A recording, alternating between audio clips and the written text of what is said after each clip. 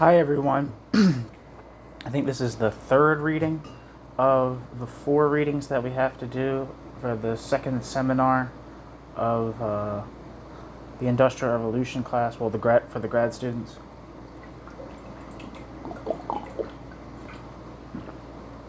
The title of the essay is Sex, Scandal, Satire, and Population in 1798, revisiting Malthus's first essay, and it's by Gail Bederman.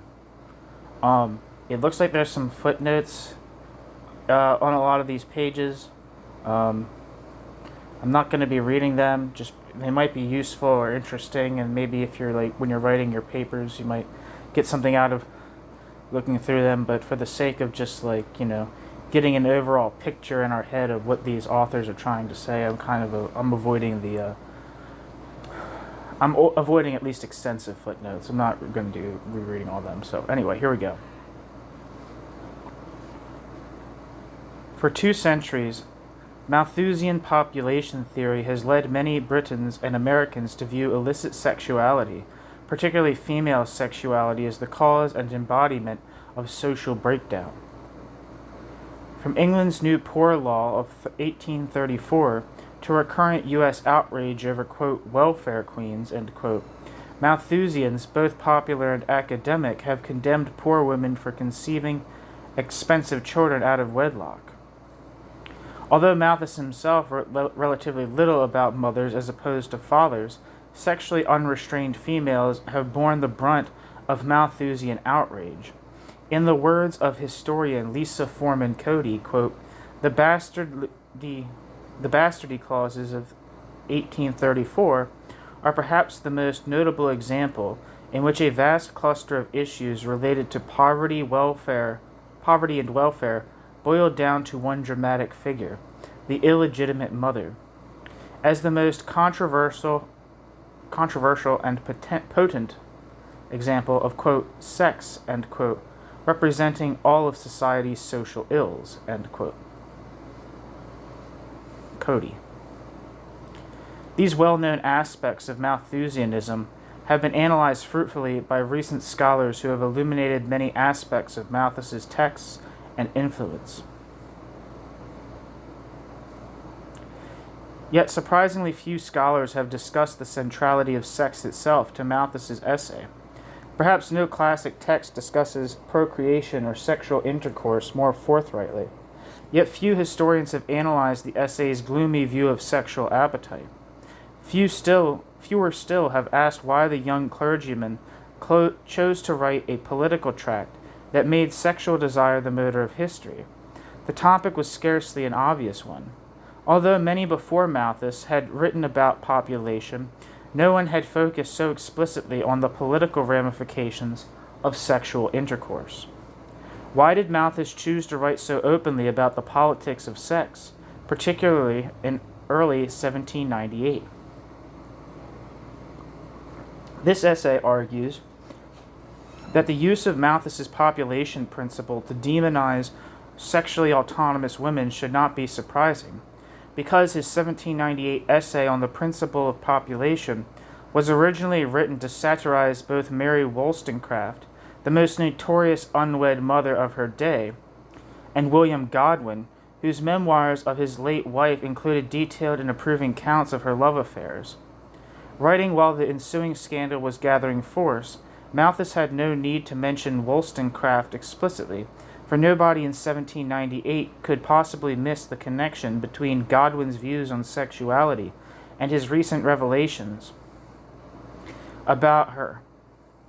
As Anna Clark has noted, quote, conservatives used Mary Wollstonecraft's irregular sex life, end quote, and I also would argue Godwin's, quote, to symbolize the disorder that French principles threatened to bring to England, end quote. This was the debate that Malthus joined in writing his 1798 essay. In short, if we read Malthus's essay not as the first version of a classic text, but as a work written at a specific moment for specific purposes, its appearance is transformed. It now appears as a clergyman's attempt to attract attention to his merits by joining a variety of other authors in attacking Godwin, who, at the height of wartime fears of a French invasion, had published his scandalous memoir of his late wife, Mary Wollstonecraft, thereby making himself a prominent anti-Jacobin target. Sex, satire, and Wollstonecraft were not the sole topics on Malthus's mind, of course. We need not abandon more traditional explanations of why he wrote his essay on the principle of population in 1798. The late 1790s saw a great deal of debate and dissatisfaction over the cost and efficacy of the Old Poor Law.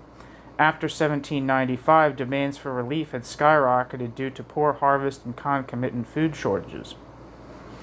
At the same time, growing wartime taxation made ratepayers increasingly unhappy, and with the rising poor rates. Pamphleteers offered numerous solutions, but most agreed that the only way to solve the problem of poverty was to encourage self-help among the indigent. Even before Malthus wrote his essay, others were insisting that the best way to force the poor to provide for themselves was to abolish outdoor relief entirely. Some historians have suggested that Malthus's experiences from roughly 1793 to 1799, ministering to his parishioners in poverty-stricken Oakwood, spelled Okewwood,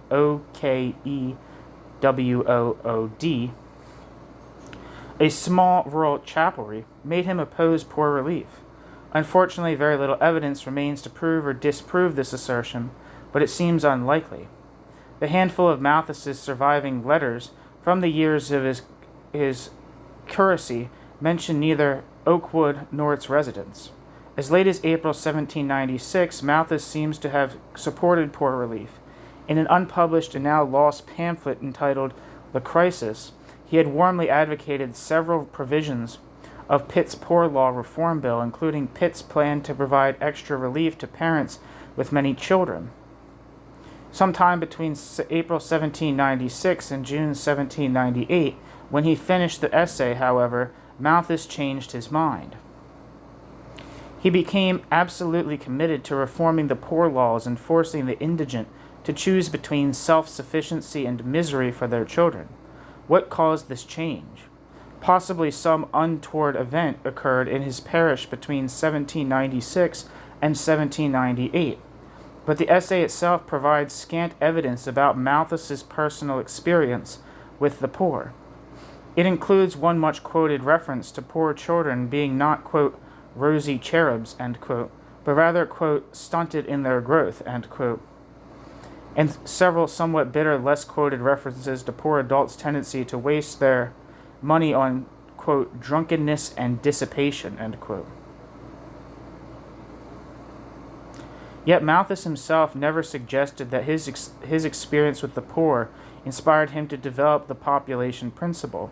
Rather, the 1798 essay clearly identifies his opposition to Godwin's belief in perfectibility as Malthus's motivation for writing. Moreover, previously unknown evidence in Malthus's own handwriting suggests that we should take him at his word on this matter. The story of how the Wollstonecraft scandal inspired Malthus to write his essay on the principle of population might have rested in obscurity much longer had not two fortuitous circumstances occurred. First, I originally read both Malthus's 1798 essay and Godwin's inquiry, not as an intellectual historian, but as a scholar of sexuality researching the birth control advocacy of Francis Place, Richard Carlyle, and Robert Dale Owen, all of whom refer to both Godwin and Malthus.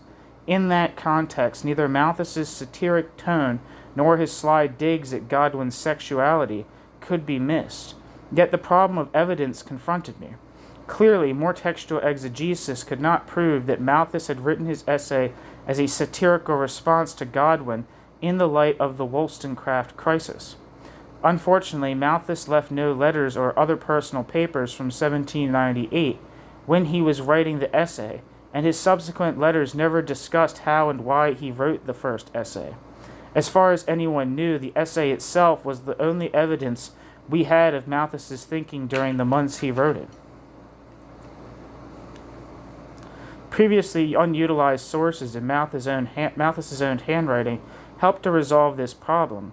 His sparse but highly suggestive marginal marks and comments in books of his library, now deposited in the old library of Jesus College, Cambridge. For the purposes of this essay, I consulted the marginalia and use marks in Malthus's copies of Godwin's Inquiry Concerning Political Justice, Godwin's Memoirs of the Author of a, quote, Vindication of the Rights of Woman, end quote, and Wollstonecraft's 4-volume posthumous works, the handwriting of which matches Malthus's.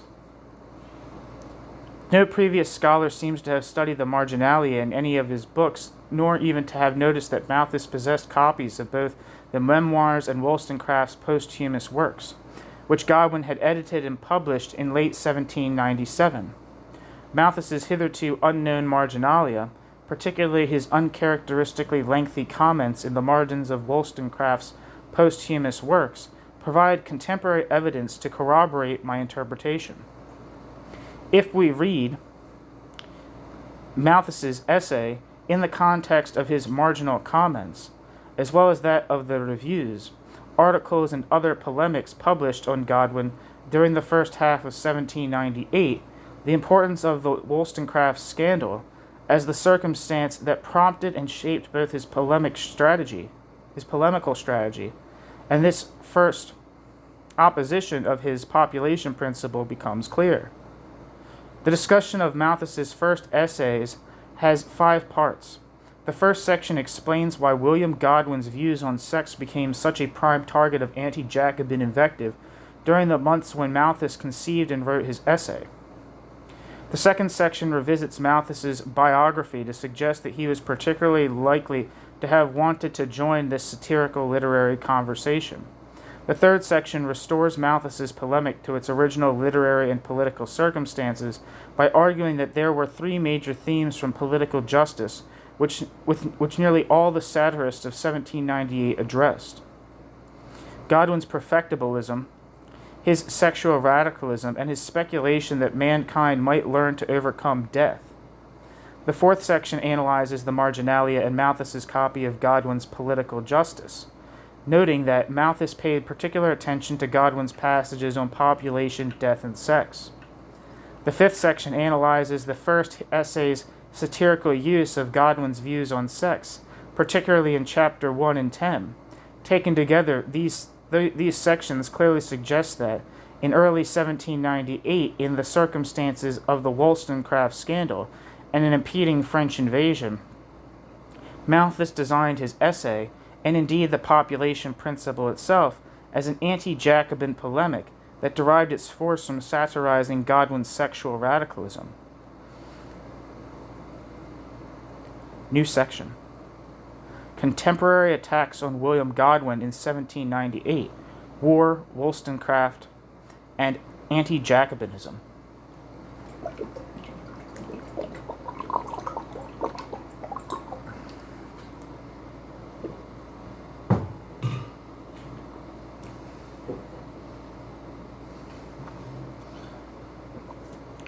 No great historical insight is needed to observe that Malthus's 1798 essay on the principle of population addresses Godwin. The book's subtitle, with remarks on the speculations of Mr. Godwin, M. Condorcet, and other writers, makes this clear. 6 of the essay's 19 chapters mention Godwin in their titles. A third of the essay's text discusses him explicitly. Even Malthus's very first sentence informs the readers that a discussion about Godwin led him to write the book. Quote, "The following essay owes its origin to a conversation with a friend on the subject of Mr. Godwin's essay on avarice and profusion in his Inquiry." End quote. Recognizing this, nearly all histories of Malthus's 1798 essay address Godwin to some extent. A few historians idiosyncratically dismiss Smith's influence, most notably Gertrude Himmelfarb, who argues that Godwin was already so insignificant in 1798 that Malthus must have been addressing Adam Smith. Yet most scholars recognize that Malthus's first essay does address Godwin's ideas. Historian A.M.C. Waterman has rightly stressed the polemical qualities of the essay arguing that when Malthus wrote the first essay on the principle of population, he viewed it not as a major contribution to political economy, but above all as an attack on Godwin and his view of property. As Waterman puts it, although the population principle was, quote, eventually acknowledged to have been, quote, scientific progress, end quote,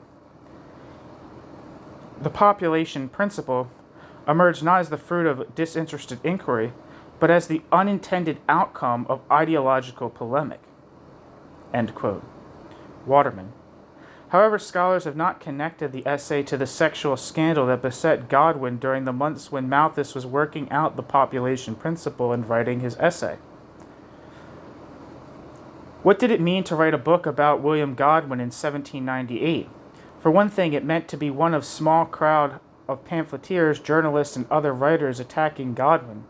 Between February 1798 and February 1799, at least 4 other essays attacking Godwin's philosophy were published. In addition, 3 anti-Godwinian novels and 2 books of anti-Godwinian satirical poetry were published. All were widely reviewed. Many went into multiple editions. Book reviews in 14 journals discussed the most shocking aspects of Godwin's private life. The Anti-Jacobin Review, which began publishing in 1798, devoted 10 articles to lambasting him in 1798 and 18 in 1799. The attacks, which grew increasingly vituperative, I don't know how to say that word. Gonna look it up.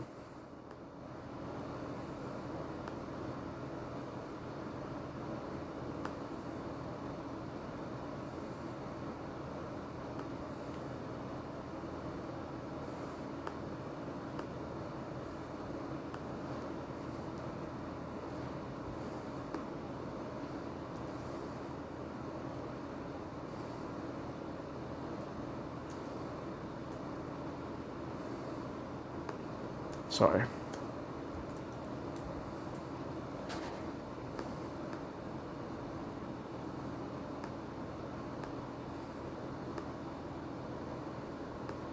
Vituperative. Look at that. Which grew increasingly vituperative. The attacks which grew increasingly vituperative continued for the next few years. At least 6 new books attacked Godwin in 1799, 8 in 1800, and 3 in 1801.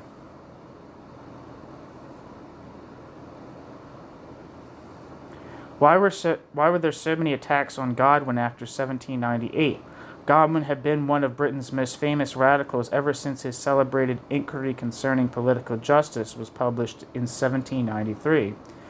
Yet never before had he been the focus of such widespread, virulent invective. 3 related factors made Godwin and his ideas about sex attractive targets in 1798. First, Wollstonecraft and Godwin were easy to demonize in 1798 because their sexual heterodoxy, like that of other British radicals, was in fact inspired partly by the French Revolution. As Susan Desson had shown, the revolutionary French government had extended, quote, liberty, equality, and fraternity, end quote, to marriage, legalizing easy divorce in 1792, and rejecting the traditional legal and social opprobrium facing unwed mothers and their children. Inspired by the French campaign to render sexual love egalitarian, many English radicals, including Godwin and Wollstonecraft, followed suit in both their writings and their private lives. Godwin's Inquiry rejects marriage altogether in favor of reasoned voluntary relations between men and women. The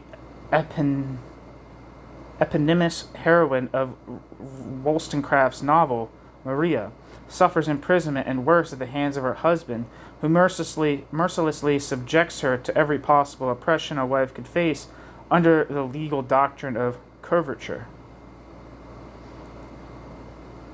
Second, in late 1797, a few months before Malthus wrote, patriotic panic during the war with France had led to a full-fledged attack on British radicalism.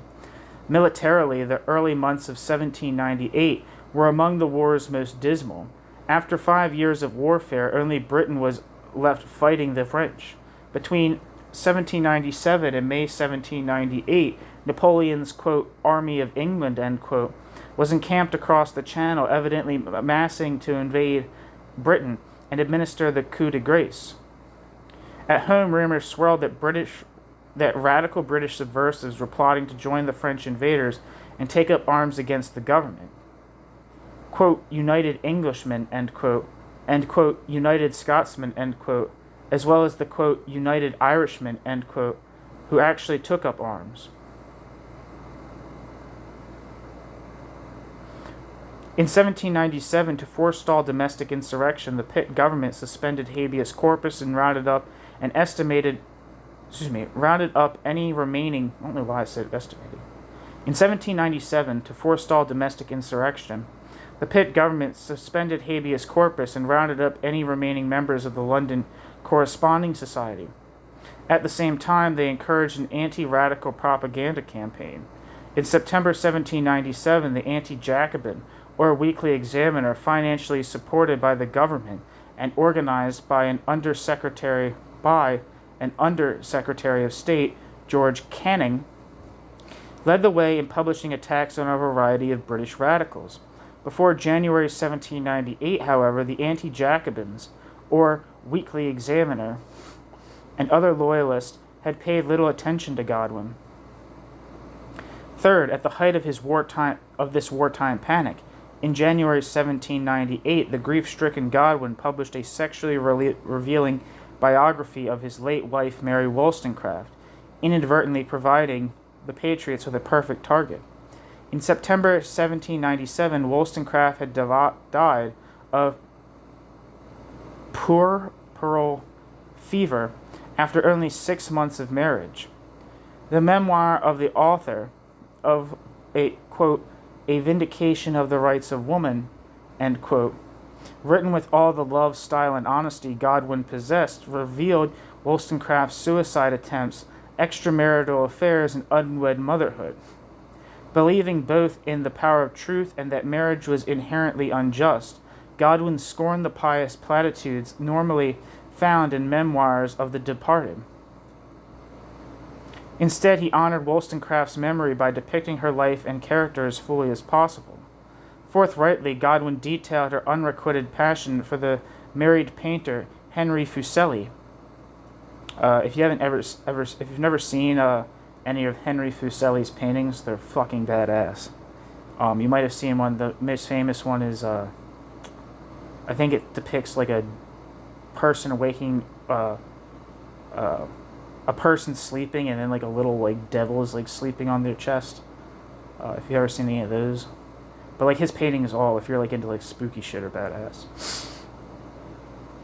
Her extramarital relationships with Gilbert Imlay and the birth of her 2 illegitimately conceived daughters. He even edited and published Wollstonecraft's extensive love letters to Imlay in volumes 3 and 4 of her posthumous works, comparing them favorably with the, quote, language of sentiment and passion, end quote, in Goethe's Werther. Another recommendation, if you've never read, or I've never actually didn't like sit down and read the book, but I listened to, there's a pretty good audiobook on YouTube of Goethe's Sorrows of Young Werther. If you like a nice fucking like, I don't know, angsty emo kid like book from 18th century Germany, I recommend that book. Only, quote, the circumstances of Mary's being in a state of pregnancy, end quote, led to his marrying her. He informed the astounded public. Anti-Jacobins leapt to drag Wollstonecraft's name through the mud, insisting that Godwin's pride in his wife's evident, quote, whoredom, end quote, as demonstrated by the memoirs, proved that vice and libertinism lay at the heart of political radicalism. Perhaps most horrifying to conservative readers, Godwin presented Wollstonecraft's life as a model of excellence and sensibility. As one reviewer put it, quote, Blushes would suffuse the cheeks of most husbands were they forced to relate those anecdotes of their wives which Mr. Godwin voluntarily proclaims to the world. End quote. In print and in private conversation, Mary Wollstonecraft became a cautionary example, demonstrating that feminism and harlotry were inherently linked. Within a month of the publication of the memoirs, books and articles began to appear condemning Godwin. It was at this moment that Malthus chose to write his essay on population, framing it explicitly as a refutation of Godwin's notorious radicalism and focusing on the disastrous results of unfettered human sexuality.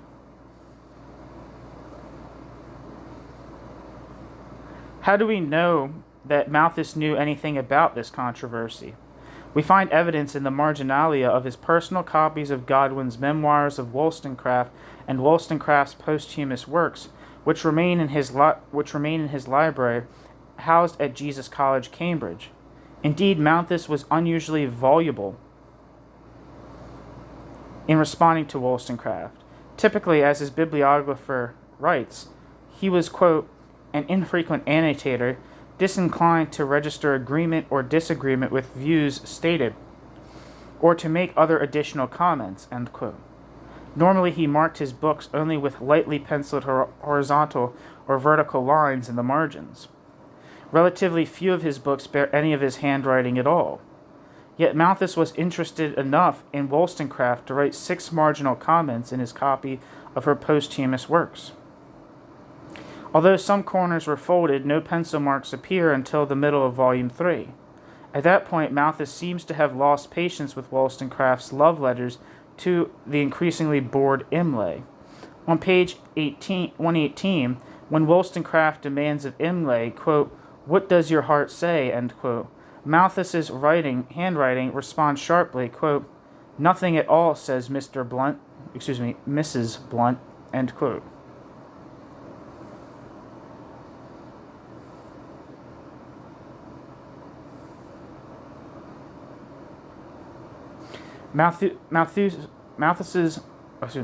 Malthus's subsequent comments suggest that, like contemporary book reviewers, he pondered why a woman of Wollstonecraft's genius would choose the path of sexual immorality. In the margins of her short story about a woman who adores a married man, Malthus speculates about the nature of sexual love in general, particularly Wollstonecraft's feelings for the married painter Fuseli, which Godwin had revealed in his memoirs of Wollstonecraft. Malthus penciled in the following, quote, "This turn seems to be introduced for the purpose of making it an instructive tale for youth, which, however, it was hardly intended to be. It is the picture of a part of her own life. Fuseli, the other friend, here made an indelible impression upon her, which is here most enchantingly described," end quote. Other marginalia focuses more directly on Wollstonecraft's weakness of character. In a comment recalling several reviewers' suggestions that she was a woman of genius, Malthus replies to her discussion of genius and strength of mind, quote, "Genius and strength of mind seem to be very different things. They may exist separately, in which case the former, genius, will be instructed, the latter not." The latter being strength of mind, end quote. Moreover, although we cannot tell whether Malthus or some other reader folded the corners down in his copies of the memoirs of the posthumous works, these markings suggest that the corner folder, too, was particularly interested in understanding how Wollstonecraft's thoughts and character led her to form sexually illicit relationships. What are Wollstonecraft's posthumous works and Godwin's memoirs of her doing in Malthus's library?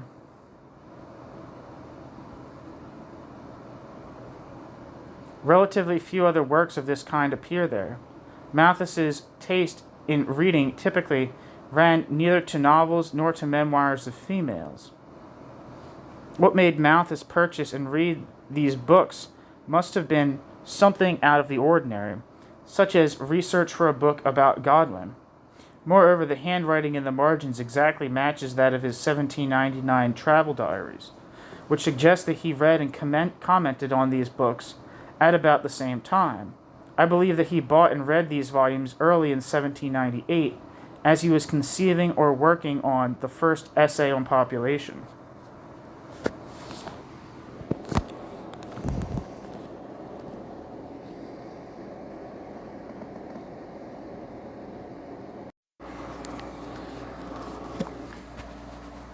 Portrait of the Parson as a Young Man, a revisionist look at Malthus in 1798.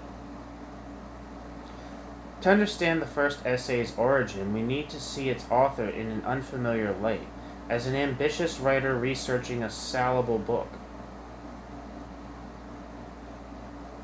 Salable? This section argues that when he wrote the essay in 1798, Malthus was a sociable and ambitious young man, known among friends for his dry sense of humor. A moment.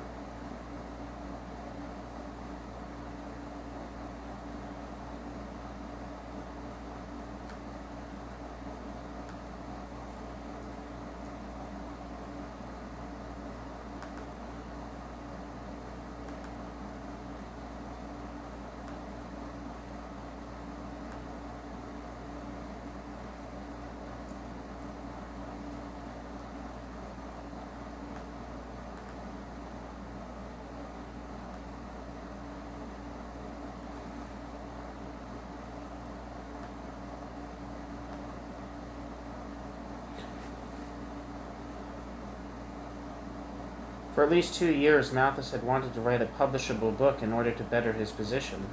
Far from living in rural obscurity as he later depicted himself, he readily obtained any books necessary to allow him to research and write the book he hoped would help him escape his ill-paid curacy. In 1798, age 32, Malthus had served for 5 years as the underpaid curate of Oakwood's tiny chapel of ease in rural Surrey. Oakwood was too poor to maintain a curate's residence, so Malthus resided at his father's substantial home in Albury, riding 9 miles into the country on Sundays to preach and read divine services at its unheated chapel.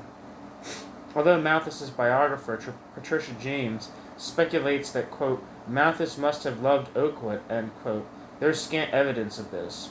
Too poor even to marry and well past the age when men of his class normally did so, his cleft lip, cleft palate, and consequent speech impediment precluding active ministry in a fashionable parish, Malthus's future may well have looked dismal. One of the best ways for an underpaid 18th century minister to obtain a benefice, was to attract the notice of a like-minded patron by publishing a book. A 1796 letter from his father suggests that Malthus had attempted this route to advancement at least once before. That year he tried to publish a political pamphlet entitled the Crisis, end quote, but the publisher Debret rejected it, and Malthus decided not to pursue the matter. His father, deeply disappointed, wrote Malthus that he believed the pamphlet worth publishing, even if it would not guarantee him a better post. Quote, I can't reconcile myself to your not publishing your pamphlet. I am sure it will never do you discredit, though I cannot answer that it will get you a deanery. End quote.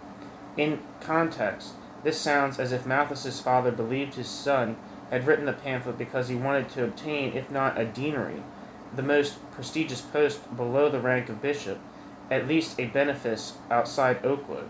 His father's letter suggests that Debret had said that, quote, the Crisis, end quote, was not topical enough to attract readers.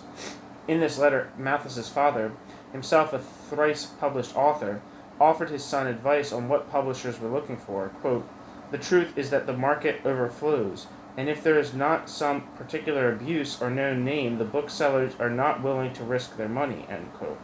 Malthus did not repeat this mistake in 1798. Instead, Malthus opted to write about the scandal-ridden William Godwin, whose, quote, particular abuse and known name, end quote, had much better luck in attracting a publisher. Unfortunately, however, the book did not attract a patron for a benefice. For that, Malthus would have to wait until after he published the second version of the essay in 1803, when he finally obtained a handsome benefice worth £300 a year, of which he used £70 to pay a curate to perform all the ministerial duties.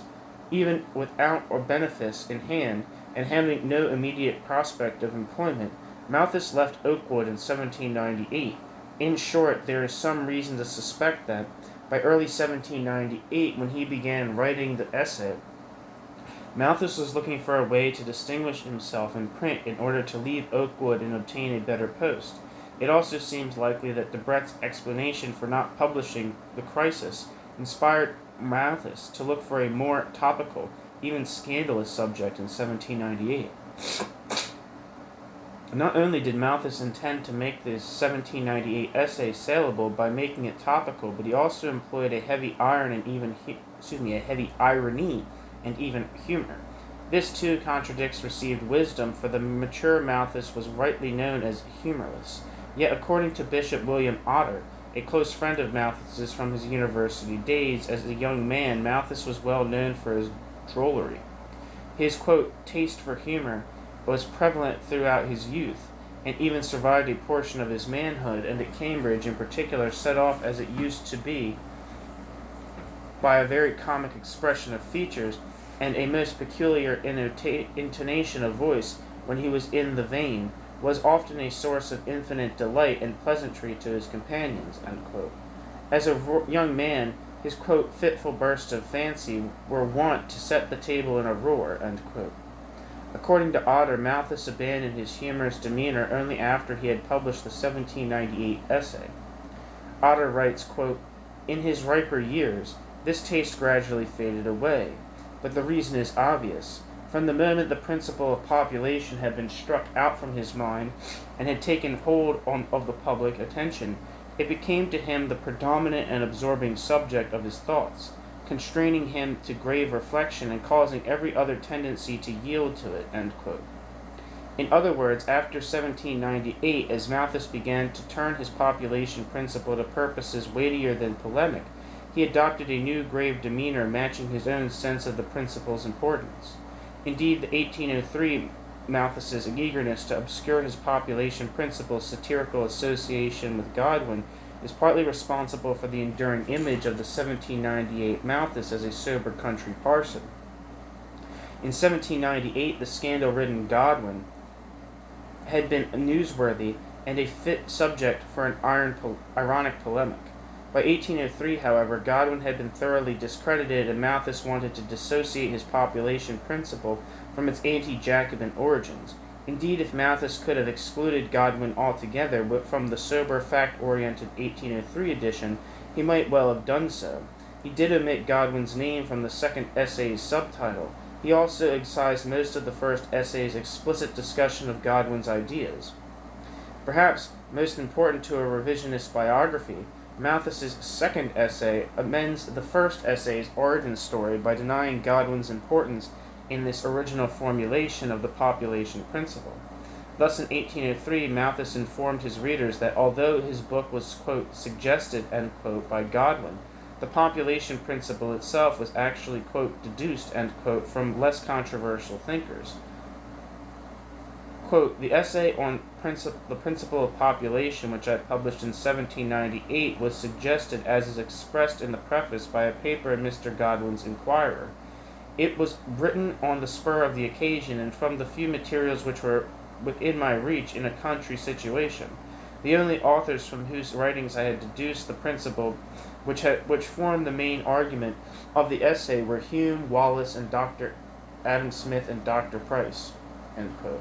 As we shall see, however, the marginalia in his copy of Political Justice suggests that, although Malthus did cite these authors in the first essay, he actually developed the population principle in large part by reading Godwin. Moreover, although historians have mostly accepted the above statement as at face value, Malthus was being disingenuous in suggesting that he wrote the first essay, on the, quote, spur of the occasion and from the few materials which were within his reach in a country situation, end quote. He seems to have been able to obtain any book he wanted, including Godwin's Memoirs of Wollstonecraft and her 4-volume posthumous works. Moreover, he obtained copies of the only 2 books Godwin cited by name in Political Justice's chapter on population, both of which must have been relatively hard to get. Robert Wallace's Various Prospects of Mankind, Nature and Providence, in the original French version of Condorcet's Équisse d'un tableau historique des progrès de l'esprit humain. I don't know if I'm fucking saying that right. Wallace's relatively obscure religious tract has not been reprinted since 1761. Moreover, although an English translation of Condorcet's Équisse was available, Malthus did not use that version. Instead, he used the original French version imported from behind enemy lines during wartime.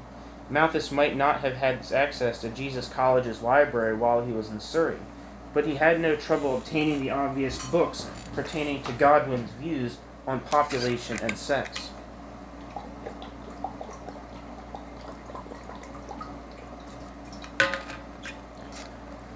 Why should the Malthus of 1803 want his readers to believe that he had penned his 1798 edition using only books that happened to be on his or his neighbors' shelves? Surrey was no dark corner of the land. Britain had an extensive and well-developed market for print culture long before 1798. London booksellers were delighted to send books by common carrier to counties far more remote than Surrey. Guildford was only a few miles from Malthus's home in Albury. What might Malthus have been hiding by suggesting that he had written the 1798 essay on the spur of the moment using whatever books happened to be at hand? I believe Malthus opened his revised essay with the above passage in order to obscure the first essay's connection with Godwin. He wanted his 1803 readers to think that he had, quote, deduced, end quote, the population principle after reading the work of great intellectuals like Hume and Smith, not after reading the discredited Godwin. Perhaps Malthus hoped that nobody would think that he had picked up Condorcet or Wallace after mining Godwin's footnotes, that nobody would remember that Godwin had mentioned Condorcet's Équisse in his passage on overcoming death and discussed Wallace's various prospects in his passage on overpopulation. The ambitious, respectable clergyman surely hoped posterity would forget his 1798 essay's connection with Wollstonecraft. Nonetheless, when Malthus wrote his first essay in 1798, he had good reason to seek to distinguish himself in print in order to obtain a better benefice by writing a topical satire upon Godwin's radical philosophy in the context of the breaking Wollstonecraft scandal. New section. Sex, Death, and Perfectibilism. Common anti-Godwinian themes and the anti-Jacobin. In writing his topical book, Malthus devoted much of his text to three commonly satirized Godwinian ideas. These were Godwin's belief that society could be perfected through human effort, his speculation that men might learn to live forever, and his heterodox views on sexual morality. Malthus devoted a full third of the first essay, 7 chapters in all, to refuting these three ideas, as anyone who reads the book will see. Yet although Donald Winch, among others, has insightfully analyzed Malthus's objections to Godwin's perfectibilism, scholars seem not to have noticed that many writers besides Malthus had also satirized these Godwinian ideas in 1798. These others include the well-known The Anti-Jacobin or Weekly Examiner, AJWE, whose ironic, mock-respectful tone toward Godwin would be echoed in Malthus's first long essay. I don't know why I first said first long. Malthus's first essay. Scholars have refused to call the first essay on population an anti-Jacobin text. Perhaps they are thinking of the later, more vicious anti-Jacobinism that developed by the end of 1798 after the appearance of the second, nastier, unrelated anti-Jacobin Gazette, first published in July 1798. It is quite true that Malthus was far more civil than the latter anti-Jacobins. Yet, so was the Anti-Jacobin, or Weekly Gazette, and the first essay on the principle of population bears remarkable similarities to it and other anti-Jacobin attacks on Godwin that were published during the first half of 1798 when Malthus himself was writing. To understand the first essay as a speech act, a polemic that worked. One second.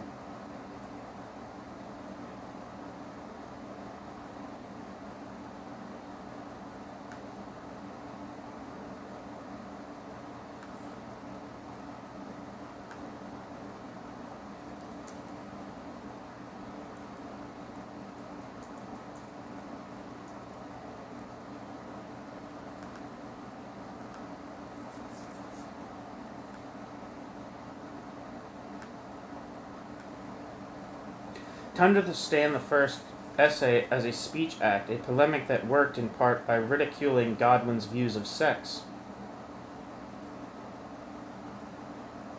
To understand the first essay on this as a speech act, where am I?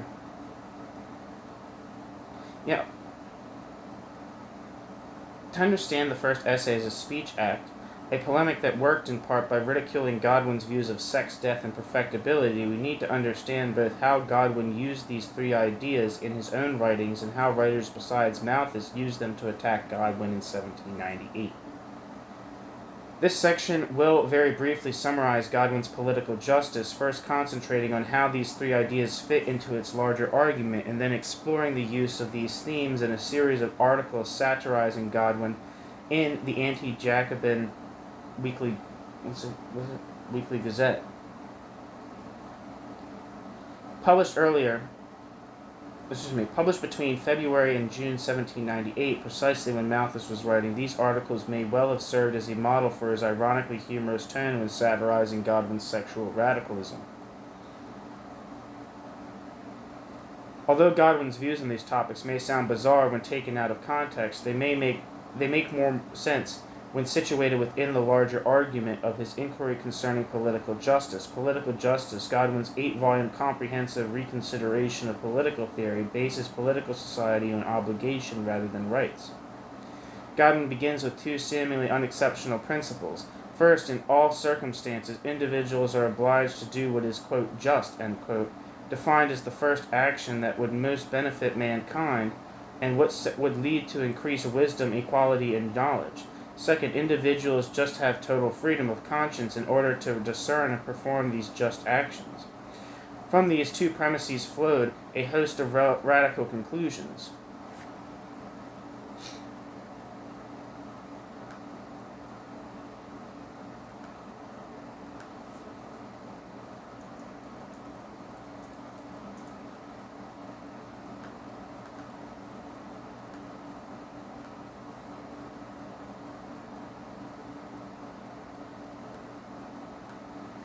Government contracts and natural rights, especially the right to private property, were unjust and should be abolished. Government was unjust because it coerced individuals to do as they were told rather than as their consciences demand.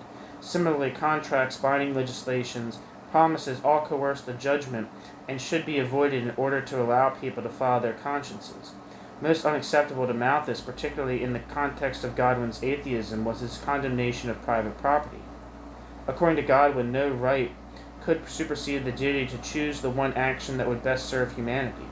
Therefore, Godwin rejected natural right theory and with it private property rights. Instead, he insisted that each individual had an obligation to devote his possessions to the use he judged would best benefit mankind, quote, perfectibility, end quote, or the belief that society would be perfected through reason and intelligence, was Godwin's third important premise. Because succeeding generations built on the knowledge of their predecessors, human improvement must be limitless. Malthus would make Godwin's perfectibility a prime target in the 1798 essay. Godwin's defense of non-marital sexual intercourse followed logically from his condemnation of contract. Marriage, like all contracts, was inherently coercive and unjust, because it forced a couple to remain together even if one or both parties judged a different sexual liaison more likely to benefit mankind. It followed logically that if marriage was unjust, sexual intercourse should not be tied to it.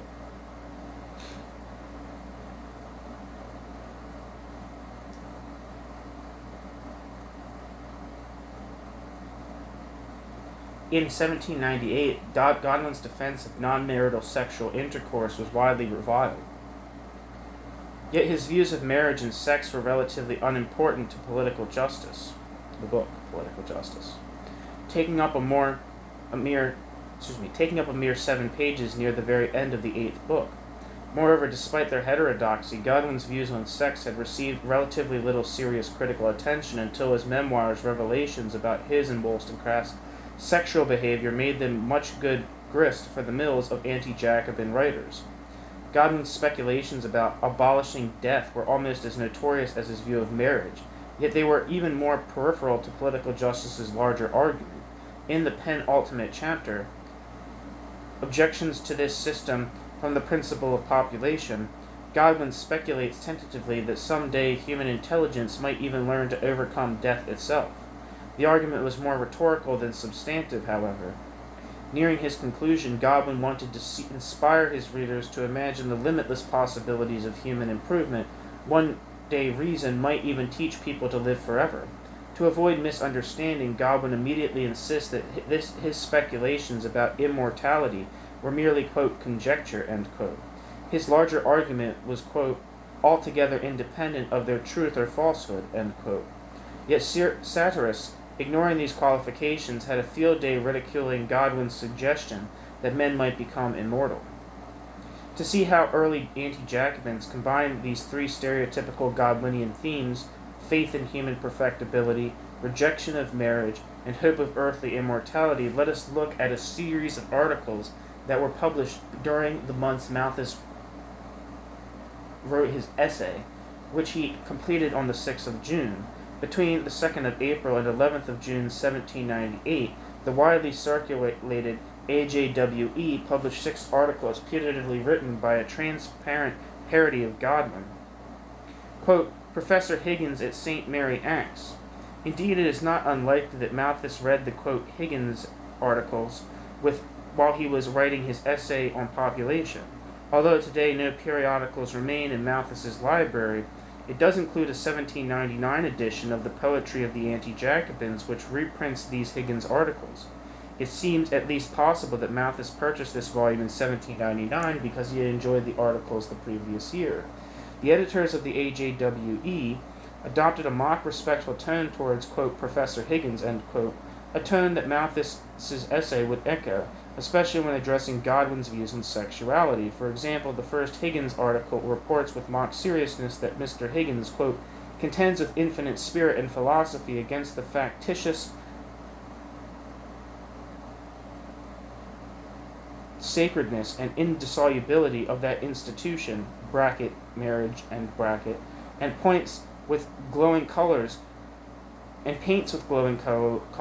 the happiness and utility, in a moral as well as political view, of an arrangement of an opposite sort, end quote. It predicts, quote, the recommendation of so judicious an author cannot fail to have its weight, end quote. The AJWE's Higgins repeatedly praises sexual promiscuity. For example, one of the articles consists of Higgins' poem, quote, The Progress of Man, Canto 23rd, on marriage, end quote. The contents section summarizes its arguments. Dissolubility of marriage recommended, illustrated by a game at cards. Whist cribbage. Partners changed. Why not the same in marriage? In a later article, Higgins praises the sexual morals of a play that depicts, quote, the reciprocal fortunes of one or more husbands to one or more wives, and to the children who may happen to arise out of this complicated and endearing connection, end quote. Malthus would likewise draw on Godwin's views about sex, ostensibly taking them very seriously and letting Godwin's own views and words discredit him, just as the AJWE did. Although these articles mention neither Higgins' sex life nor Wollstonecraft, there was no need to remind readers that both Godwin and his late wife had sex before marriage.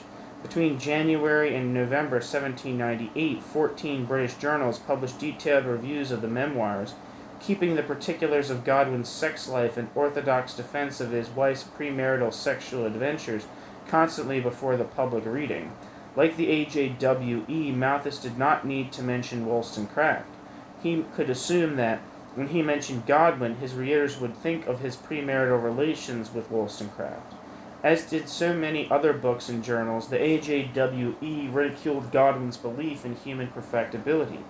Higgins', quote, new principles, end quote, included, quote, the eternal and absolute, quote, perfectibility of man, end quote, end quote. Higgins explained that because men had risen from the lowly level of, quote, the cabbages of the field, end quote, to their current state of excellence, quote, by the mere exertion of their own energies, end quote, they would in the future be able to, quote, continue to exert and expand ourselves in a proportion greater than anything of which we have yet any notion, end quote. As long as human as long as human energies were not repressed by government or religion. Finally, Higgins hoped to vanquish death. To this end, he suggests utilizing Galvani's recent discovery that electrical current could make dead frogs jump to, quote, deter mankind from dying, which they so pertinaciously continue to do, of various old-fashioned diseases, notwithstanding all the brilliant discoveries of modern philosophy, end quote. Higgins even asserts that advocating knowledge could raise man to a more worthy rank, quote, in which he would be, as it were, all mind, in which he would be, as it were, all mind, would enjoy unclouded perspicacity and perpetual vitality, feed on oxygen and never die, but by its own consent, end quote. Higgins' prediction that human knowledge could teach men to live forever with no need for food would be satirically echoed in Malthus's first essay. Malthus made Godwin's much ridiculed ideas about sex and immortality central to his polemic. The first essay devotes 2 full chapters to the mistaken belief in, quote, infinite prolongation of human life, end quote. 2 full chapters to Godwin's heterodox views about sexuality, and 3 full chapters to an explicit refutation of Godwin's views on perfectibility. Moreover, as Donald Winch has argued, Malthus's entire essay can be read as a refutation of Godwin's belief in perfectibility. In sum, Malthus's polemic was part of a much wider conversation on Godwin. Like the AJWE and many other anti-Jacobin writers of early 1798, Malthus plays on Godwin's most notorious, easily satirized beliefs. Unlike these other Godwin critics, however, Malthus discussed population. To understand how Malthus's population principle connected to this broad tendency to satirize Godwin's views on sexuality, immortality, and perfectibility, we need to look more closely at both the first essay and the marginalia in Malthus's personal copy of Political Justice.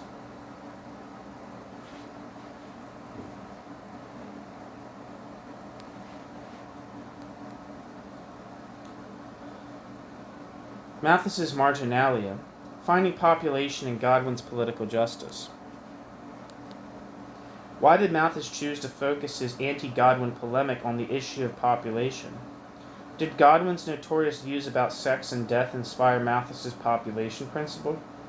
Although we lack any letters or personal papers from 1798 that would let us answer these questions definitively, the marginalia in Malthus's own copy of Political Justice, combined with the text of his 1798 essay, suggests that Godwin's discussion of population and political justice's notorious passages about sex and immortality was what first drew Malthus's attention to the subject of population. Malthus marks 5 passages in which Godwin discusses population increase, first in relation to the food supply, and then in relation to freely chosen non-marital sexual intercourse. I suggest that Malthus developed his population principle while reading Godwin's notorious discussion of sexual intercourse, unfettered by marriage. This section of my article begins as Malthus himself with Godwin's of avarice and profusion, and then follows Malthus to his copy of Political Justice, skipping quickly as he did to the notorious passages about death and sex. There is no reason to doubt the essay's very first sentence. Quote, the following essay owes its origin to a conversation with a friend on the subject of Mr. Godwin's essay on avarice and profusion in his Inquirer. This discussion started the general question of the future improvement of society, end quote. Malthus's original aim after reading of avarice and profusion seems to have been to refute Godwin's perfectibilist assertion that if labor and property were distributed equally, all people could live in comfort. Of avarice and profusion, makes two recommendations to end material inequality. First, society must equalize labor. Second, mankind must stop producing and consuming unnecessary luxuries. This would allow people to spend their time on tasks more socially and intellectually useful than production. Few commodities were absolutely essential for human subsistence. If the labor necessarily required to produce them were equitably divided among all, each man's share of labor would be light, and his portion of leisure would be ample. End quote. As we will see, a crucial passage of the essay on population will quote the text I have italicized. Of avarice and profusion never mentions population, however, and there is no evidence that this essay inspired the population principle itself. Rather, Malthus seems to have been irritated by the essay's assertion that enough sustenance existed to support all people if only property were redistributed. His first essay on the principle of population would insist, in contradistinction to Of Avarice and Prosperity, that scarcity was inescapable. There could never be enough sustenance for all. Yet although Godwin never addresses population in Of Avarice and Profusion, he includes two footnotes directing the reader to Book 8 of Political Justice, which does discuss population, which, I will argue, was the immediate inspiration of Malthus's population principle. So let us follow Malthus to his copy of Political Justice and analyze his marginal markings, which flag passages about population amid Godwin's discussions of property, immortality, and sexual intercourse. Overpopulation was an unlikely topic for a 1798 political pamphlet, and it was one in which Malthus had previously shown little interest. As has often been noted, political economists at the time agreed that population increase was inherently beneficial to both nation and economy. Nor is there any evidence that Malthus had read or thought much about population before reading Political Justice. The best-known contemporary British authors who had addressed population, Arthur Young, Joseph Townsend, and Sir F.M. Eden, are completely absent from Malthus's footnotes and citations. Indeed, the only authors besides Smith, Hume, Price, Howlett, and Godwin whose ideas on population Malthus discussed in 1798 were Condorcet and Robert Wallace, both of whom have been discussed in Godwin's chapter on population, which seems to be where Malthus discovered them. In short, there is no reason to think that Malthus had considered population extensively before marking Godwin's passages on population and political justice. 18 marginal marks, about two-thirds of Political Justice's total marginalia, appear in the first 51 pages, suggesting that Malthus began by reading dutifully and carefully. These early marks tend to flag either Godwin's basic premises or his materialist explications of human character, which surely irked Malthus. Neither sex nor population appear in these early chapters. After reading 4 chapters, however, Malthus seems to have become bored or irritated with Godwin and to have skimmed or skipped over the next 926 pages. The 19th mark then appears toward the end of Political Justice's final volume, in which Godwin advocates an egalitarian distribution of property. The first 3 marks, all in the chapter entitled Benefits Attendant on a System of Equality, relate to the aspect of avarice and profusion that had first irritated Malthus, Godwin's denial of material scarcity. First, Malthus marks a paragraph that predicts that an egalitarian distribution of property would lead to the end of, quote, all great occasions of crime, end quote. Second, he marked that paragraph's final sentence, quote, the invasion of one man upon the security of the other is thought alien to the human mind, in which nothing could have reconciled to us but the sharp sting of necessity, end quote. Finally, Malthus marks a phrase that he seems to have believed epitomized Godwin's absurdly unrealistic hopes for human happiness in an egalitarian society. Quote, mind would be delivered from her perpetual anxiety about corporal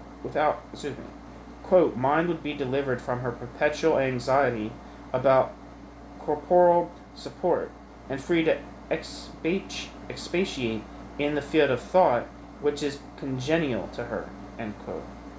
In the 1798 essay, chapter 10, which uses the population principle to ridicule Godwin's views of sex most directly, Malthus would quote this sentence 3 times. But Malthus encountered no reference to sex or population until the end of the 8th volume. Then finally Godwin turns to population, and so does Malthus, who significantly marks a passage on population in relation to the food supply. Godwin closes his discussion of equality by arguing that the unequal distribution of property prevented happiness by keeping population artificially low. If land were distributed equally, Godwin suggests, Europe would produce enough food to support 5 times its current population. He wrote, quote, "There is a principle in human society by which population is perpetually kept down to the level of the means of subsistence," end quote. In words Malthus would later quote but did not flag here. The current system of property, Godwin asserts, destroyed 80% of possible human happiness by, quote, "strangling a considerable portion of our children in their cradle," end quote. Whatever might be the value of a man's life, whatever would be his happiness in a free and equal state of society.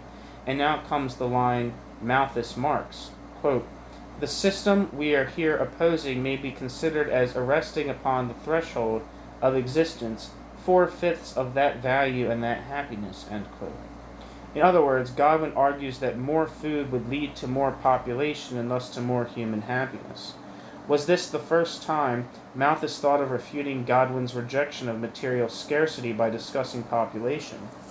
The question is probably unanswerable. Malthus, who won first-class honors, 9th Wrangler, in mathematics at Cambridge, might well have asked whether Godwin's formula about the direct relation between food, population, and human happiness was mathematically viable. Might not a different formula be preferable? So far, then, Malthus marked a passage in Political Justice that relates population to the food supply, but not to sexual intercourse. The last 3 of Malthus's marginal marks, however, all discuss non-marital sexual intercourse in relation to population or material scarcity. 2 come from the notorious passage where Godwin advocates sexual intercourse unfettered by marriage. First, Malthus marks Godwin's suggestion that sequential relationships with different sex partners might increase the population. Godwin was actually predicting that, if marriage were abolished, random promiscuity would probably be rare. Instead, quote, "each man could select for himself a partner to whom he will adhere as long as that adherence shall continue to be the choice of both parties," end quote. Malthus marked the following sentence, quote, "Perhaps this side of the alternative is most favorable to population," end quote. Godwin rightly assumed that pre-Malthusian readers would view increased population as a social benefit, even if they were squeamish about freely chosen and broken sexual relationships. Malthus, however, must have realized that this marked passage provided the last piece of a principle that would allow him to ridicule Godwin's scandalous view of sex, while proving that population increase meant that mankind could never escape material scarcity. Unleashed sexual desire combined with enough food would make the population explode.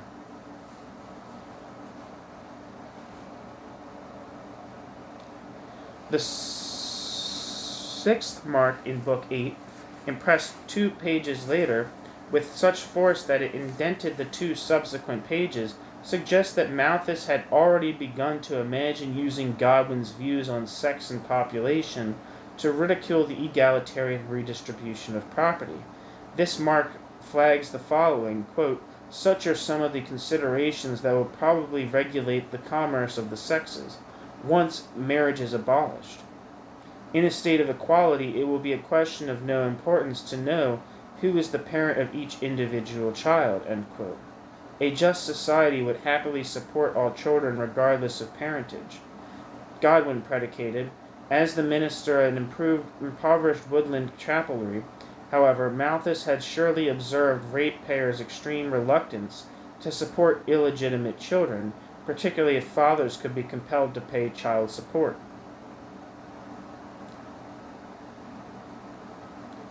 The seventh and final marked phrase in Book 8, like the previous two marked phrases, refers to sex and population, but it appears in Godwin's passage predicting earthly immortality. After mankind had learned to avoid death, Godwin suggests the world might appear threatened by overpopulation. Yet even then, human reason would avoid material scarcity because the wise men then alive would voluntarily stop having sex. Malthus marked this phrase, quote, "The men, therefore, whom we are supposed to exist," quote, "the men, therefore, whom we are supposing to exist, when the earth shall refuse itself to a more extended population, will probably cease to propagate," end quote. Malthus would have a great deal of fun with this speculation in the essay. With this, Malthus had figured out how to hoist Godwin on the explosive petard of his own sexual radicalism. On the one hand, Godwin himself conceded that his proposed system of freely chosen sexual partners would lead to an increase in population. Malthus would argue that this would lead to a severe problem of material scarcity. On the other hand, Godwin somehow believed that human nature would allow all men to cheerfully shun sexual intercourse. Familiar with the Wollstonecraft controversy, Malthus realized that Godwin's recent revelations about his own middle-aged extramarital affair made this assertion manifestly ridiculous.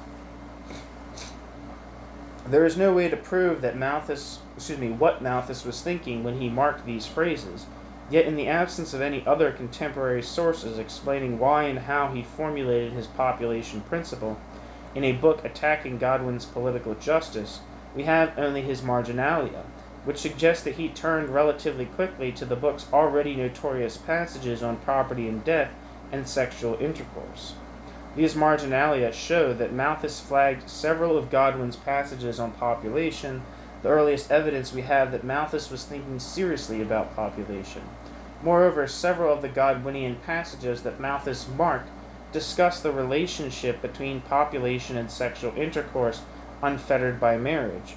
In the first essay on the principle of population, Malthus would turn these themes into a powerful polemic that worked, in part, by satirizing Godwin's views on sex.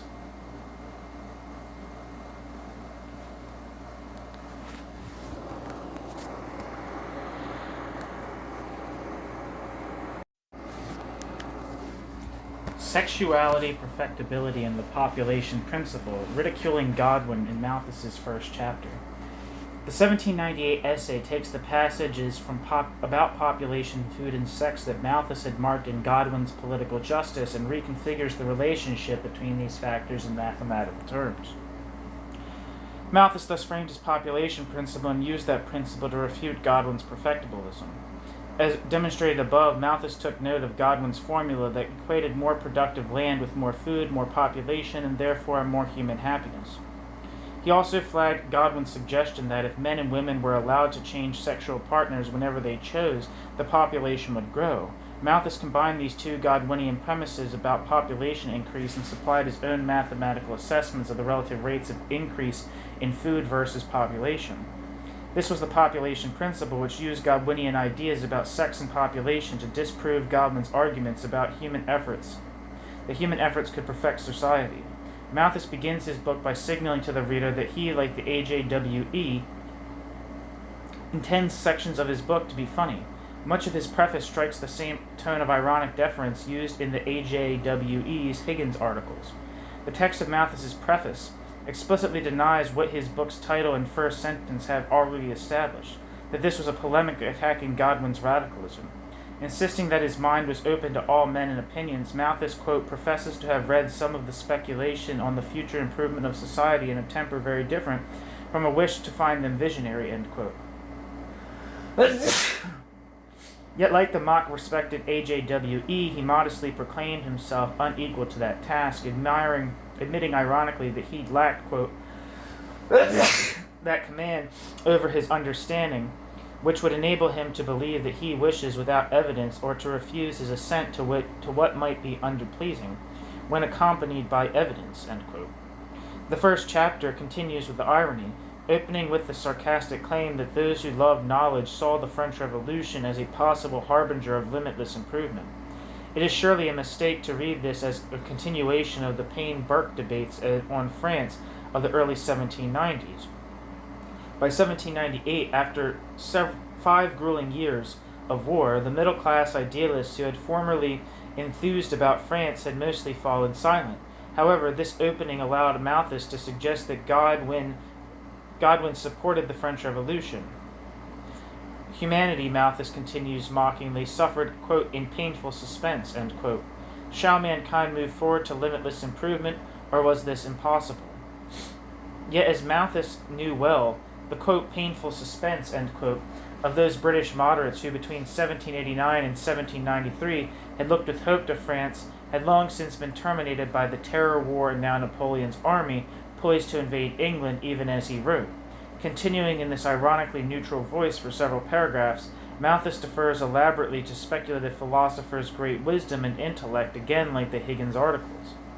Finally, Malthus ridicules Godwin more openly by equating the assertion, in quote, of avarice and profusion, end quote, that all men could be made happy with the assertion that all men were becoming ostriches. Quote, a writer may tell me that he thinks man will ultimately become an ostrich. I cannot properly contradict him, end quote, says the mock-humble Malthus. Yet, if speculative writers wanted to convince reasonable people of something as preposterous as human perfectibility or ostrichification, Malthus suggests ironically that they should provide hard evidence, quote, to shew that the necks of mankind have been gradually elongating, that the lips have grown harder and more prominent, that the hair is beginning to change into the stubs of feathers, end quote. In short, Godwin's prediction that equal property would lead to universal happiness was as absurd as a prediction that men would one day become ostriches. To drive the point home, Malthus quotes of Godwin's of avarice and profusion.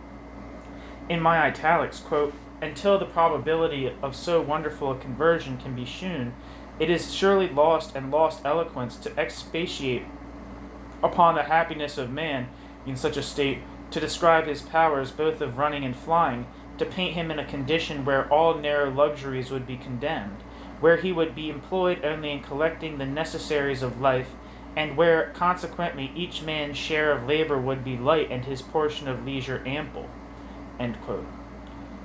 Immediately after this passage, Malthus abandons his deferential tone and, in short, direct sentences designed to contrast with the foregoing nonsense, presents the two, quote, postulata, end quote, underlying his population principle.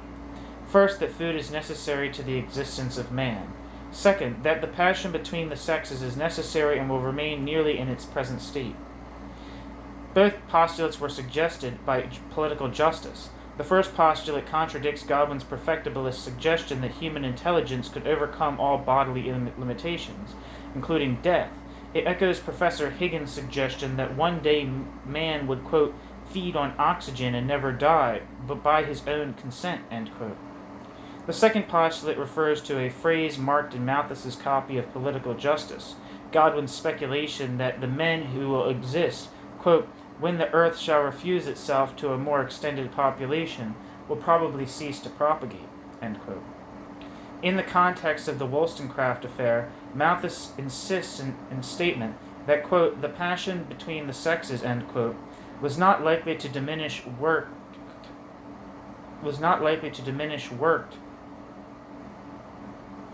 as an ad hominem joke at Godwin's expense. The middle-aged Godwin's much-publicized premarital affair with the equally middle-aged Wollstonecraft, both at an age when their passions would normally be expected to have cooled, made his prediction that sexual desire might dwindle with time a potentially hilarious weapon to turn against the philosopher. Malthus would repeat this joke in 3 chapters of the 1798 essay, and would devote chapter 11 to elaborate upon it. In the ironically neutral tone of the AJWE, Malthus pretends to ponder why Godwin held such innocent views about sex. Quote, I do not know that any writer has supposed that on this earth man will ultimately be able to live without food, end quote. Malthus deadpans. Quote, but Mr. Godwin has conjectured that the passion between the sexes may in time be extinguished, end quote. Knowing his readers to be well versed in Godwin's recent sexual history, Malthus pretends to explain the potency of sexual desire to an unworldly, virginal philosopher. Quote, towards the extinction of the passion between the sexes, no progress whatever has hitherto been made. It appears to exist in as much force at present as it did 2,000 or 4,000 years ago.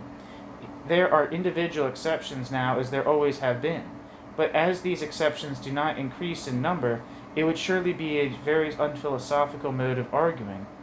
To infer merely from the existence of an exception that the exception would in time become the rule and the rule the exception, end quote, Malthus's reference to, quote, individual exceptions, end quote, almost certainly referred to the pre-Wollstonecraft Godwin. In 1793, when Godwin first published his predictions that men might, quote, cease to propagate, end quote, he was a respectable bachelor and former nonconformist minister. Before publishing his Wollstonecraft memoirs, Godwin himself had seemed a, quote, individual exception, end quote, to the rule of passion. Yet at the absurdly advanced age of 42, when by all accounts his desire should have dwindled, he had a fling with a middle-aged unwed mother. Implicitly, this proved the truth of Malthus's second postulate. Even the great philosopher himself could not live up to his preposterous speculation that sexual passion might eventually fade away. Malthus then explains the population principle mathematically, balancing desire, food, and population, and implicitly refuting Godwin's suggestion that a fivefold increase in food and thus population meant a fivefold increase in happiness. Unchecked population increased geometrically, while food increased only arithmetically. Godwin's fivefold increase in happiness was impossible. Man's appetite for food and his appetite for sex could be kept in equilibrium only through vice and misery. Malthus concludes this chapter by asserting that if his postulates, men need food and sexual desire is immutable, were true, then the, quote, argument is conclusive against the perfectibility of mankind, end quote. The population principle theorizes an immutable mathematical relationship between two Godwinian precepts that Malthus had marked when reading Political Justice. The observation that increased food led to increased population, and the suggestion that voluntary, easily dissolvable sexual relationships would be, quote, good for population, end quote. As Malthus intended, his population principle, drawn from Godwin's own precepts of property, death, and sex, disproved Godwin's belief in human perfectibility. Unshackled intercourse, end quote, destroys Godwin's perfect society, Chapter 10. Chapter 10, the longest in the essay, argues that unfettered sexual desire itself would destroy Godwin's perfect society. By implication, just as it had already destroyed both Wollstonecraft's and Godwin's reputations, it begins by asserting in the mock-flattering tone of the Higgins articles that Godwin's, quote, system of equality, end quote, was, quote, without doubt by far the most beautiful and engaging of any that has yet appeared, end quote. Yet Godwin had invented a chimera. The population principle proved that the average man could never have enough to eat. The population principle proved that the average man could never have enough to eat.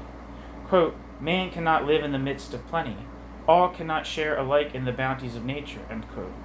If there were no established government to protect the property of those few who possessed enough, every man would be obliged to stand guard over his own property. As Malthus put it, inverting the Godwinian passage he had marked in his copy of Political Justice, quote, every individual mind would be under a constant anxiety about corporal support, and not a single intellect would be left free to expatiate in the field of thought, end quote. To prove this, he shows what would happen if Godwin's beautiful and marriage-free system, end quote, were established in what Malthus satirically calls its, quote, utmost purity, end quote. All institutional causes of vice and misery in Britain would be removed. Property and labor would be distributed equally. Britain's inhabitants would live in clean, airy country homes, producing and obtaining enough food to allow universal health and happiness. In accordance with Godwin's view of justice, marriage would be abolished and the, quote, commerce of the sexes established upon principles of the most perfect freedom, end quote. And Malthus quotes some of Godwin's most notorious lines, employing them with no comment, allowing readers to imagine the results of unleashing this rampant sexual desire from its normal marital constraints. I italicize Malthus's direct quotations from Godwin. Quote, and this is in italics, so I guess this is direct quotations from Godwin. Each man would probably select himself a partner to whom he would adhere as long as that adherence continued to be the choice of both parties. Okay, that's from Godwin. It would be of little consequence, according to Mr. Godwin, how many children a woman had or to whom they belonged. Provision and assistance would spontaneously flow from the quarter in which they abounded to the quarter that was deficient. That's Godwin. And every man would be ready to furnish instruction to the rising generation according to his capacity. End quote. What would result from equal property? Quote, unshackled intercourse, end quote, and no paternity costs? Quote, I cannot conceive of a form of society so favorable upon the whole to population, end quote, Malthus declared. The population would, quote, increase faster than in any society that had yet been known, end quote. The food supply would increase, but not nearly fast enough, and in 50 years misery would reign. Quote, alas, what becomes of the picture where men lived in the midst of plenty, where the narrow principle of self-interest did not exist, where mind was delivered from her perpetual anxiety and free to expatiate in the field of thought, which is congenial to her, end quote, sneers Malthus, again quoting the passage he had marked in Political Justice. Food would be stolen, mothers would be unable to support their broods of miserable, sickly children, benevolence would disappear, and self-love, quote, lords it triumphant over the world, end quote. To force people to work, private property would be reinstituted, and government would be established to protect property rights. Marriage would be reinstituted in order to force fathers to support their own children. Women would be made subject to the sexual double standard, to prevent them from bearing bastards who must be maintained at public expense. Finally, because society would be unwilling to pay for the, quote, members of a family which was grown too large for the original division of land appropriated to it, end quote, poverty in the class system would return.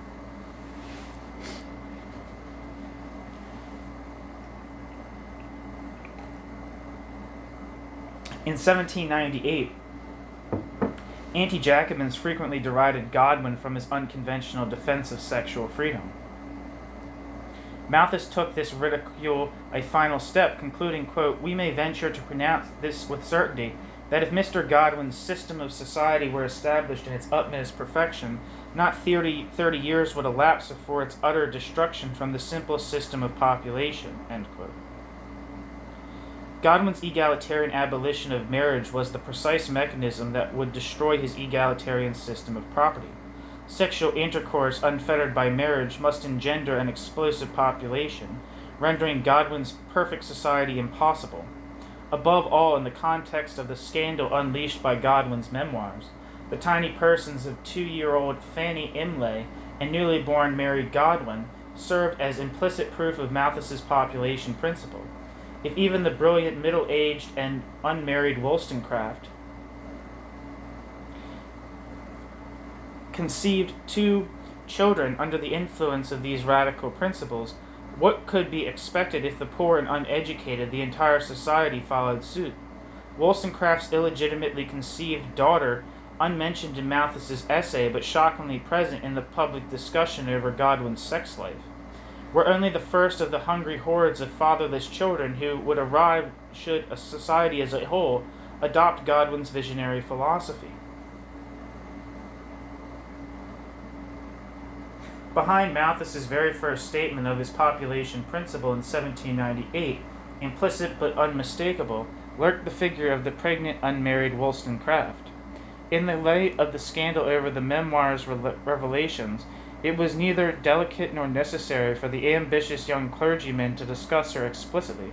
In 1798, any discussion of Godwin's philosophy of marriage must inevitably remind the reading public of Wollstonecraft and her shocking conduct. Sexual ridicule of Godwin's explicitly and Wollstonecraft implicitly was essential to both the text of Malthus's 1798 essay and the formation of his population principle. Written in order to attack Godwin's radical views of property, and probably in hope of gaining Malthus a benefice, in the context of an impending French invasion and the Wollstonecraft sexual scandal, the essay invoked Godwin's radical views on sex in at least three ways. First, the essay emulated other 1798 anti-Jacobin polemics by ridiculing Godwin's views on perfectibility and death, as well as sexual intercourse unfettered by marriage. Second, it mocked Godwin by plucking out of context his speculation that overpopulation might inspire men to cease having sexual intercourse, and by applying this idea to him personally. The middle-aged Godwin's recent revelations about his extramarital relationship with Wollstonecraft allowed Malthus to transform his suggestion that the passion between the sexes might dwindle over time into an unmistakable and ad hominem attack on the philosopher. Third, the population principle itself appears to have been crafted from Godwin's discussion of population and sexual intercourse. As flagged in two passages, Malthus marked in his own copy of Political Justice. On the one hand, Godwin suggested that a direct relationship existed between cultivated land, food supply, population, and human happiness.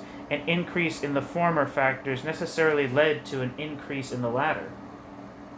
On the other hand, Godwin suggested that population would increase if unhappily matched people could take new sexual partners. Malthus combined these two ideas but reframed Godwin's mathematics. With plentiful food would make the population increase arithmetically, as Godwin suggested. Sexual intercourse would make the population increase geometrically. Godwin's perfect society would thus collapse under the pressure of population, resulting from unfettered sexual desire. This was the origin of Malthus's population principle. In the long run, of course, the population principle's importance far exceeded its polemical origins. Malthus's principle would play a central part in both 19th century politics and classical liberal economics. As the century wore on, Malthus was increasingly hailed as a great intellectual, his essay on population lauded as a foundational text, while Godwin and his inquiry concerning political justice faded from popular memory. By the beginning of the 20th century, the first essay's connection with the Wollstonecraft scandal and anti-Jacobinism was all but forgotten. Yet if historians wish to understand classic texts like the 1798 essay as, in Quentin Skinner's words, quote, speech acts, end quote, we must resurrect the forgotten story of Malthus's satirical intentions. Malthus wrote the first essay in a particular time and place. He intended to address a wider literary conversation. If we ignore the circumstances under which the text was written, we will miss too much of its original meaning, including its irony, anti-Jacobinism, and innuendo. Recognizing the subtle sexual invective in Malthus's polemic allows us to understand not only the essay's genesis and meaning, but also the essay's reception. For example, historians have puzzled over the seemingly disproportionate criticism heaped on Malthus after 1806 by Wordsworth, Coleridge, Southey, and Hazlitt. Since all four of these authors were close friends of Godwin, Wollstonecraft, or both, they might well have resented the way Malthus's brilliant career had been built upon the anti-Jacobin campaign to discredit the couple. Equally important, understanding the population principle's polemical origins casts suggestive light on subsequent historical developments. As I argue elsewhere, if we ignore how profoundly Malthus's population principle was rooted in Godwin's sexual radicalism, both lived and philosophical, we cannot understand why the, quote, neo-Malthusian, end quote, thinkers of the 1820s, Richard Carlile, Francis Wright, and Robert Dale Owen, simultaneously advocated contraception and attacked marriage. These radicals self-consciously worked to counter Malthus's anti-Godwinian insistence that both sexual and social equality inevitably led to overpopulation and human misery.